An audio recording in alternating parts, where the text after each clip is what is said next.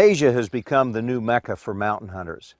Pakistan alone has 5 varieties of sheep and 2 varieties of ibex, but Pakistan also has the largest population of markhor, the least known and most legendary of the world's wild goats, a twist-horned wonder that's found in some of Asia's steepest, roughest, and most remote mountains. Today, join us in a search for the legendary markhor as we open the pages of Trijikhan's World of Sports Afield.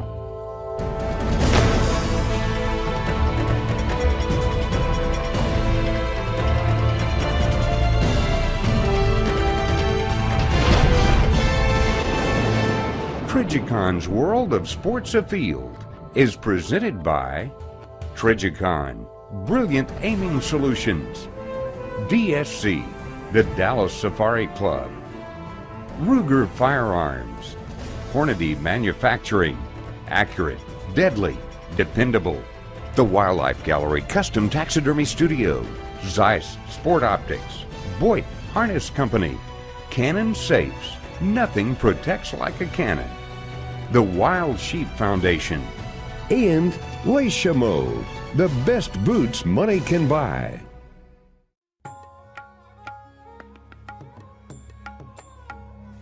Our arrival in Islamabad was really smooth as silk. Farhad, who represents Shikar Safaris here in Pakistan, was right on hand to meet us, and we got our bags, everything came in. Thanks to Farhad's help, the gun clearance was absolutely not a problem, and in a very short time we were on our way. We're at the Karachi airport in southwestern Pakistan, and as you can see, the American influence is everywhere. That's the biggest McDonald's in the whole world, right across the street from the airport. After multiple flights and seemingly endless hours traversing tortuous mountain roads, we approached the mountains that were home to the Urial and markhor. I've hunted virtually all the world's big game destinations and learned years ago that simply reaching the hunting grounds in third world countries is often more difficult and time consuming than the actual hunt.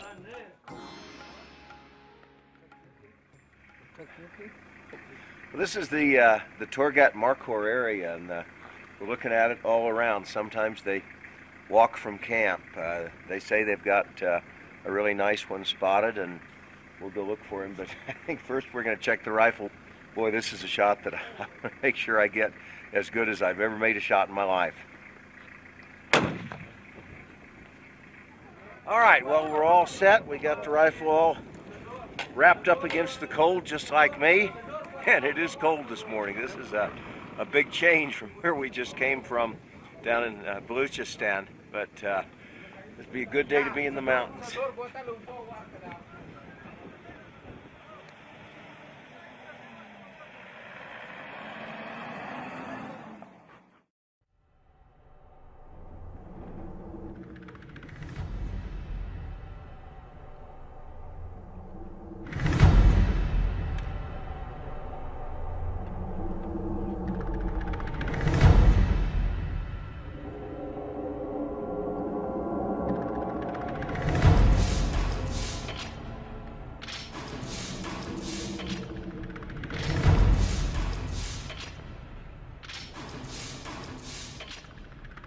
The mountains of eastern Pakistan are among the most treacherous on earth. Both the Urial and markhor find sanctuary in the vertical terrain that will test both your legs and courage on the daily climb into their mountain stronghold.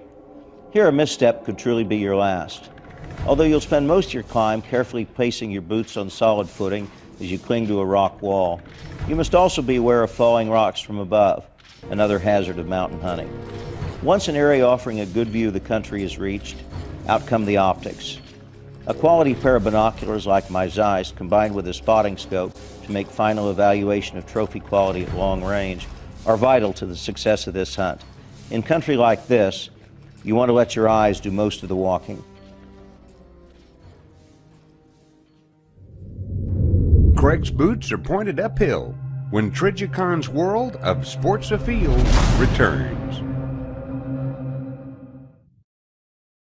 Well, there were a lot of markhor on this side of the mountain, but not the right one. Or they thought the big one was up here. He might have given us the slip. You never know.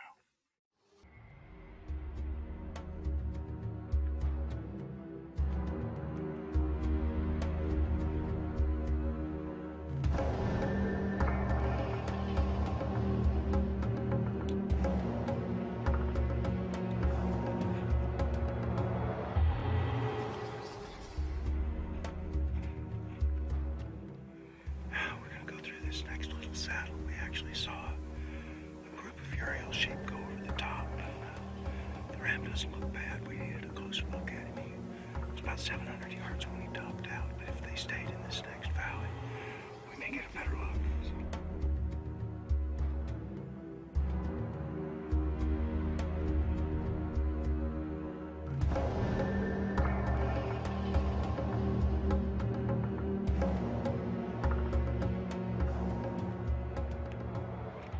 I think we should take him. I think we should take him. All right, let's do it. It's 3:09 already. Okay.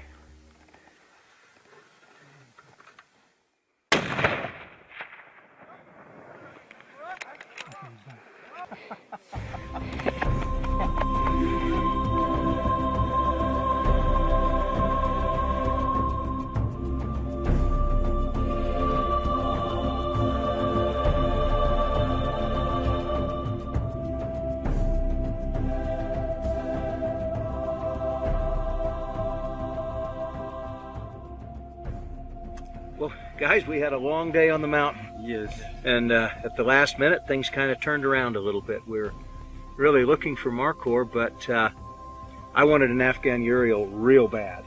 And this was too good an opportunity to pass, just with an hour of daylight left. And so we took him. And well, I think he's a beautiful ram. He's got a good wide spread and beautiful cape and a great day on the mountain.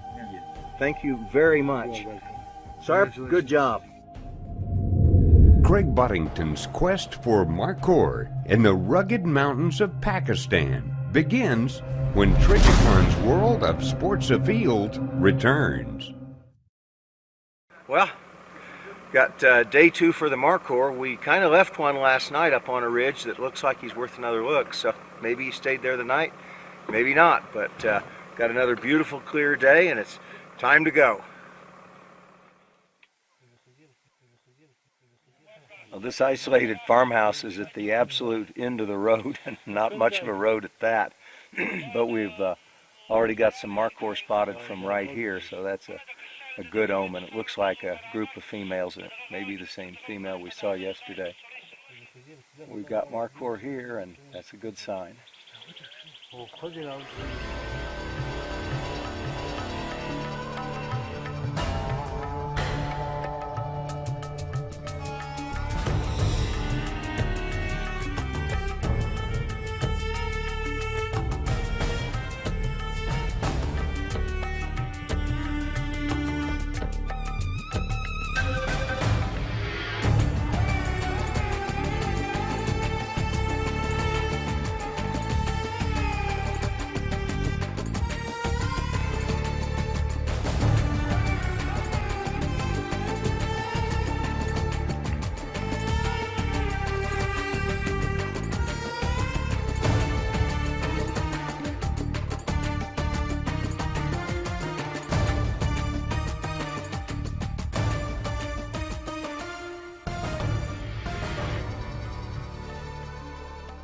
We're making a pretty rough climb right now, but they've spotted a group of markhor up over this ridge, and so we're going to try to get up into that saddle up above us.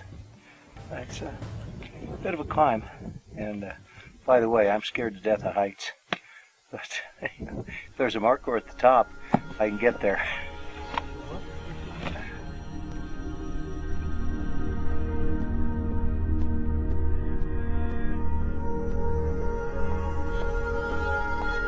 We'd made one of the steepest ascents I've made in years. The last part, often the worst, was easy because there was something beyond the saddle we needed to see. Some of the guides had pushed ahead. I could tell they were excited.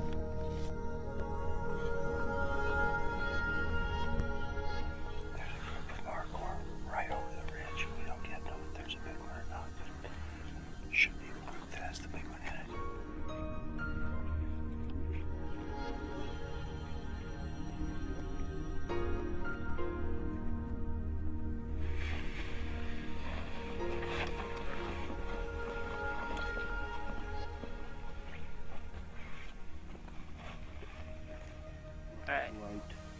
The one with the white coat. I see the white one. Let me put the spotting scope on. Yeah, let's take a look at him. You know, they're bedded. We've got lots of time. We should really look at them all and make sure we're right. The bedded, the white one that's bedded down. by Yes. the tree. Yeah, he's a really nice one. Come take Let me take a look.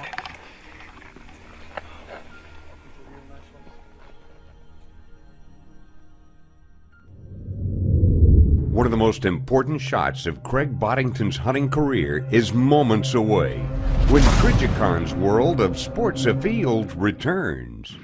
And now, Inside the Hunt, brought to you by Hornady. On this week's Inside the Hunt, let's talk about matching the bullet to the game. You know, we spend an awful lot of time around the campfire arguing the merits of one cartridge versus another, but the truth is, it's always the bullet that does the work, and you've got to make sure that you choose your bullet with the game and the distance and the conditions you're going to be hunting under. I actually brought two different Hornady bullets on this hunt. One of the animals we were going to hunt was a big, robust animal, and so I brought 180 grain Hornady interlocks for my 300 Weatherby. But then when we switched to the mountains, I actually brought 150 grain Hornady Interbond. You know, this is a little faster load. It shoots very flat. Shoots very well in my rifle, and so that was my choice. You know, there's many great choices out there, but you really want to think hard. Now, if you're going to bring two bullets, you better think about that really hard. The reason I did that on this hunt is I knew that I'd be moving around and I'd have a chance to re-sight the rifle before moving from one area to another. So using two different bullets for two different classes of game worked very well in that situation. But if you have a wide range of game in any one area, then you better have a bullet that's heavy enough to do the job and going to penetrate deeply enough on the largest game you're going to hunt. And if that had been the situation, I would have gone with the 180 grains across the board. But now I'm re-sighted, and I'm going to use these fast 150 grain Interbonds, and I think they'll do the job just fine. This segment is brought to you by Cannon Safes. Nothing protects like a cannon.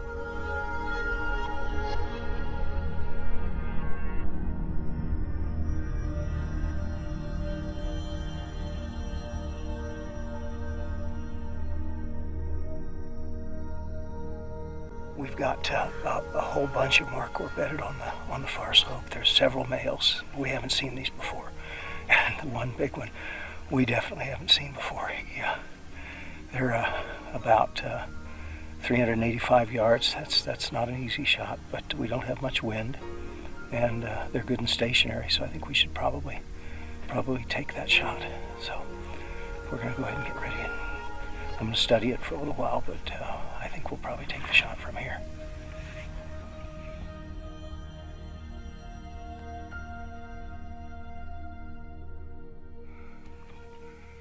Sarp, what distance do you have? 380, Craig. Okay. Less, 15. about 4%. Yeah. That's about 360. 360, exactly. Okay. I should drop about 8 inches at that distance. Okay.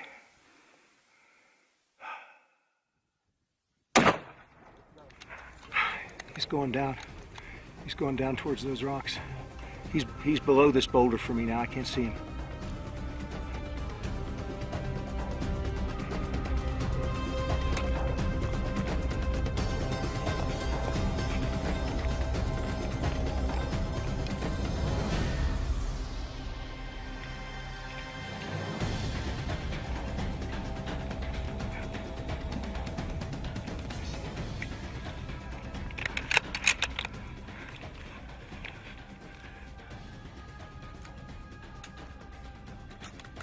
Sarp, I've got him. What's that distance? 278.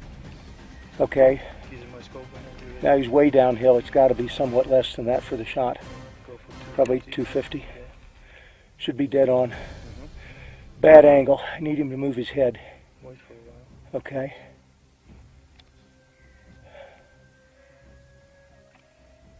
Okay. Yeah. I've got his shoulder open. Okay. Okay, I'm going to take the shot now. He's down. He's down. All right. Oh, I'm really happy for you. You put tears in my eyes. I'm really happy. Mine too. Mine too. That's a dream come true. Wow. Wow. Wow. Thank you, my friend. Thank you. Wow.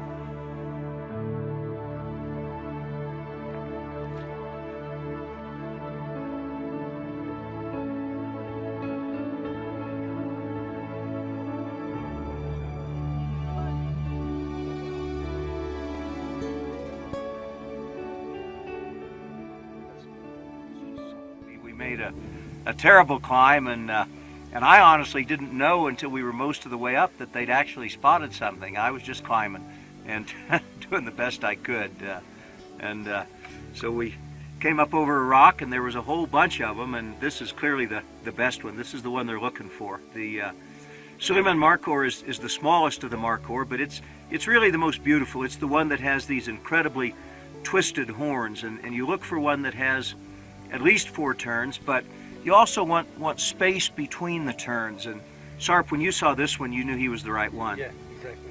Yeah. That space between the edges, you know, for sure it was the biggest one in the bunch. Well, he's a magnificent animal, He's a and very nice one. truly this is an animal I never dreamed of being able to hunt, and I can't thank you enough. You are welcome. And your people did a wonderful job. Sarp, well done. I'm very happy it happened to you, Craig. Oh, I'm very, very happy, and thanks to you guys at Shikar Safaris for making it My happen. pleasure. Always. It's fantastic. Now we really ought to get the whole crew in here and show what kind of a team it takes to do this kind of a mountain hunt. You know, on a mountain hunt like this, I'm really just the trigger man, and I'm not nearly as capable as these great mountaineers. They're the guys that do the real work, and they knew that this big old Markhor was somewhere on this side of the mountain, and it took a little time, but they found him and we got in on him, and it was not an easy shot, but not bad as Markhor goes. This is one of the tough ones, one of the great mountain hunts of the world, and without great people like this, it would never happen.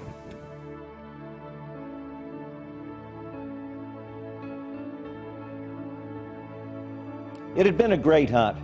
The Afghan Urial was a trophy I'd long wanted, but I honestly never dreamed that I might someday take a Markhor.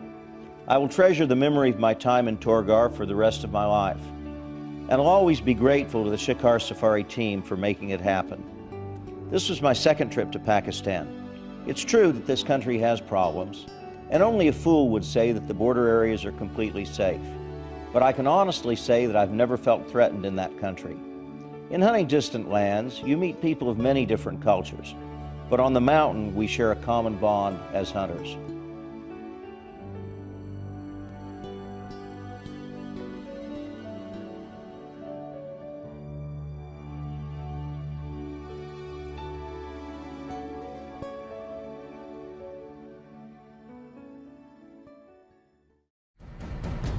Trijicon's World of Sports Afield has been brought to you by Trigicon, Brilliant Aiming Solutions, DSC, the Dallas Safari Club, Ruger Firearms, Hornady Manufacturing, Accurate, Deadly, Dependable, the Wildlife Gallery Custom Taxidermy Studio, Zeiss Sport Optics, Boyd Harness Company, Cannon Safes, nothing protects like a cannon, the Wild Sheep Foundation, and Leishamo, the best boots money can buy.